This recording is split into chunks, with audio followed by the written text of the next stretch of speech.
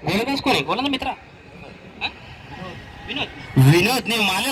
हो हो, टाबला छत्रपती छावा मिळाला राजच्या बॅटीतून 6 धावा. वैभवच्या बॅटीनं, सॉरी, राजल्याच्या नावावर टाकल्या होत्या पण ते मी रिटर्न घेतो. वैभवच्या नावावर छत्रपती छावा मिळाला 6 धावा. वैभवची उंची लहान पण मात्र षटकार मारण्याची क्षमता आहे ना, ती बाउंड्रीच्या बाहेर 6 धावा. चला विनोदची चांगली गोलंदाजी संभाजीची ठरस होती. मात्र यासाठी जो मराठा ऑरेंज जर टीम आहे ना, ते एक भन्नाट टीम आहे. त्यांचं नाव चांगलं आपल्या आज कंपनीमध्ये नावाजलेलं आहे. हो, आणि स्वतःच्या गोलंदाजीवर ट्रॅक करून झेल पकडला आणि झेलवर विकेट गेला. पंचांनी दाखवला आकाशाकडे बोट आणि हा wicket. Vaibhav back to pavilion. विनोदने स्वतःच्या गोलंदाजी विकेट घेतली वैभवची आणि राजला मात्र टेन्शन दिलंय की मी पण विकेट घेऊ शकतो.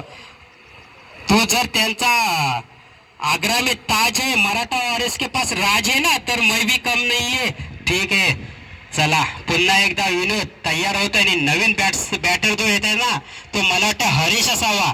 कारण ज्यांनी गोलंदाजीमध्ये क्षमता चांगली दाखवली ना, तो हरीश आज राजच्या बरोबरीचा पार्टनर. गेल्या वर्षी सुद्धा ह्याला सुद्धा चांगल्या ट्रॉफ्या 2-3 ट्रॉफ्या मिळाल्या होत्या.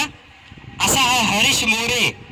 राज आणि हरीश ही नावाजलेली जोडी आहे ती मराठा ऑरेंज बरं. आणि त्यांच्याबरोबर कप्तान जो दिनेश गोगावले, कुल कप्तान. आज धोनीला इंडियाचा कुल कप्तान मानलं जातं ना. काही कशामध्ये गडबड नाही, कशामध्ये शांत डोक्याने नाही, एकदम खेळी खेळणार तसाच तो दिनेश मोरे. बघूया दिनेश गोगावले, थोडासा नावामध्ये बदल होऊ शकतो. चला पुन्हा स्ट्राईकवर हरीश आणि विनोद गोलंदाजी ट्रॅकवर. हो हो हो हो हो, हापीचा चेंडू मारायला हरीशला जातो त्या विकेट किपरच्या मागे, पण आणि झेल सुटला. तो जातो त्या 4 धावा. काय ब्युटिफुल